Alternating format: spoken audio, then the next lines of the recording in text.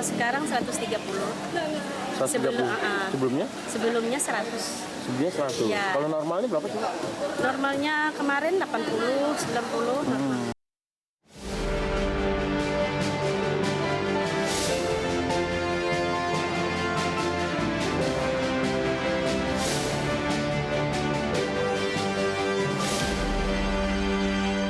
Jelang Natal dan Tahun Baru, harga cabai rawit di sejumlah daerah terus meroket.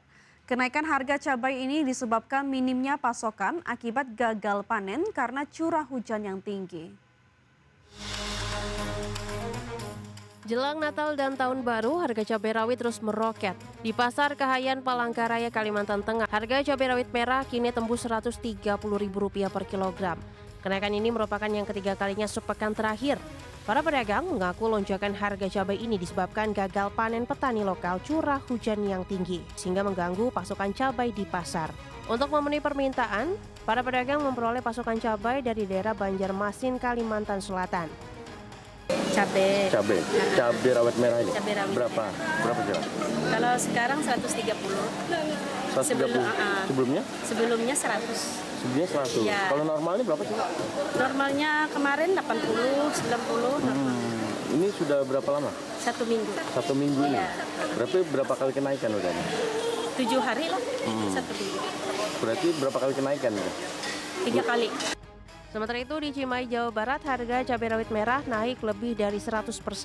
Harga cabai rawit merah kini tembus Rp100.000 per kilogram dari sebelumnya Rp40.000 per kilogram.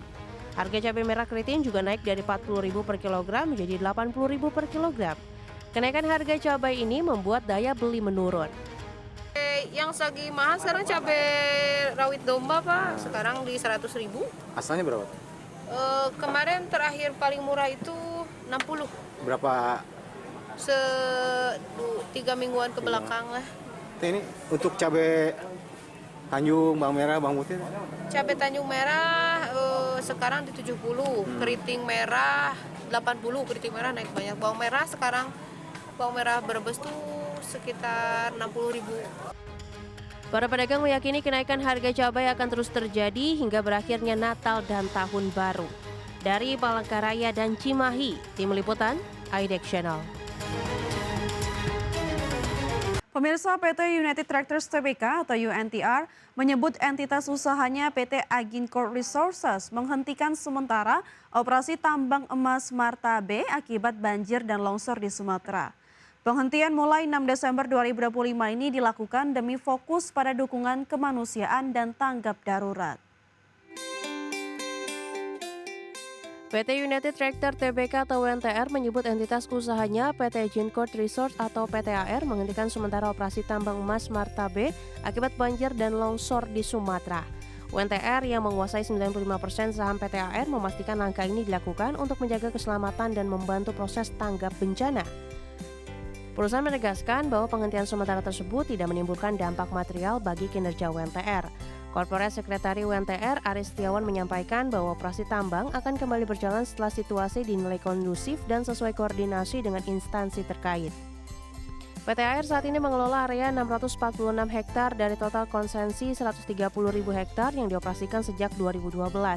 Setiap tahun, tambang Marta B memproses lebih dari 6 juta ton biji dengan produksi emas lebih dari 200.000 ons dan perak hingga 2 juta ons. Adapun tambang Marta B beroperasi berdasarkan kontrak karya sejak 1997 dan memiliki sumber daya mineral yang signifikan. Hingga Juni 2025 sumber daya mencapai 6,4 juta ons emas dan 58 juta ons perak. Sementara cadangan biji diperkirakan mencapai 3,56 juta ons emas dan 31 juta ons perak, menjadikannya salah satu tambang emas terbesar di Indonesia. Berbagai sumber, IDEX Channel. PT Energi Mega Persada Tbk, emiten berkode saham ENRG, melaporkan sejumlah fasilitas produksi terdampak banjir di wilayah Sumatera. Perseroan saat ini terus melakukan pemulihan untuk menjamin keselamatan dan kelancaran operasional. PT Energi Mega Persada Tbk, emiten berkode saham ENRG, menginformasikan kepada Bursa Efek Indonesia bahwa sejumlah fasilitas produksi mereka terdampak banjir di wilayah Sumatera. Perseroan saat ini mengoperasikan 10 wilayah kerja migas di Sumatera yang tersebar di Aceh, Sumatera Utara, dan Riau. Untuk wilayah kerja B di Aceh Utara, terdapat aset produksi dan beberapa karyawan yang terdampak banjir. Seluruh karyawan dan keluarganya telah dievakuasi dan mendapatkan bantuan darurat dari perusahaan. Fasilitas produksi yang terdampak masih dalam tahap persiapan untuk beroperasi kembali sehingga operasional belum dapat berjalan normal. Namun perusahaan memastikan wilayah kerja lain seperti Birun Sigli, Gebang, Tonga, dan seluruh WK di Riau tidak terdampak bencana. Meski wilayah kerja B terdampak banjir, perusahaan menjamin insiden ini tidak berdampak pada strategi pasokan dan logistik perseroan, termasuk kemungkinan relokasi proses produksi atau pengalihan distribusi yang tetap berjalan secara terkendali. Meski demikian, PT Energi Mega Persada menyampaikan ada potensi keterlambatan pendapatan akibat terhentinya operasional di WKB. Perusahaan terus melakukan pemeriksaan, pemulihan fasilitas, serta menyiapkan asuransi untuk menanggung potensi kerugian, serta memberikan bantuan bagi karyawan yang terdampak. Tim Liputan IDX Channel. Gubernur Aceh Muzakir Manaf memperpanjang masa tanggap darurat bencana selama 14 hari ke depan. Pria yang akrab disapa Mu'alim itu juga menyebut daerah yang sebelumnya terisolir sudah bisa dikunjungi.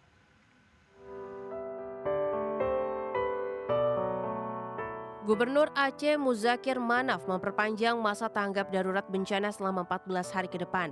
Menurut Muzakir, perpanjangan ini dilakukan dalam rangka proses rehabilitasi dan pembangunan kembali infrastruktur. Mu'alim menjelaskan saat ini seluruh wilayah terisolir sudah mulai bisa dikunjungi. Lebih lanjut, Gubernur Aceh ini akan berusaha dengan maksimal untuk memenuhi kebutuhan masyarakat, salah satunya kebutuhan air bersih. Sedang kita siapkan dan sudah kita siapkan. Memang kita kurang kan, tapi apa boleh buat, ya nanti akan nyusul di lapangan, ke lapangan supaya masyarakat betul-betul dapat air bersih lah. Selain membutuhkan bantuan dan air bersih, masyarakat yang terdampak bencana membutuhkan tenaga medis.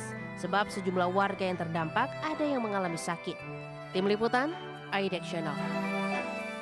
Jelang libur Natal dan Tahun Baru 2026, Menteri Dalam Negeri Tito Karnavian meminta daerah untuk memastikan kelancaran arus lalu lintas serta memperkuat sistem transportasi, menjamin kelayakan angkutan umum, serta meningkatkan koordinasi waktu pengendalian inflasi daerah. Tito juga meminta Pemda untuk mengeluarkan kebijakan diskon tarif angkutan mudik dan pengendalian harga bahan pokok. Tito juga menekankan ketersediaan stok bahan pangan untuk memenuhi kebutuhan masyarakat di akhir tahun. Langkah tersebut diakui akan meredam laju inflasi di akhir tahun. Nah, untuk daerah juga saya minta sama, untuk tidak menaikkan harga transportasi lokal, baik darat maupun yang di laut, sungai, jangan dinaikkan. Karena jumlah penumpangnya yang besar meningkat. Kemudian juga kita juga mencegah terjadinya inflasi. Karena demand, permintaan akan tinggi. Orang mau merayakan, masyarakat mau merayakan Natal, Tahun Baru, liburan, dan lain-lain. Mereka akan belanja, spending. Untuk itu, tolong rekan-rekan juga mempersiapkan kesiapan logistik.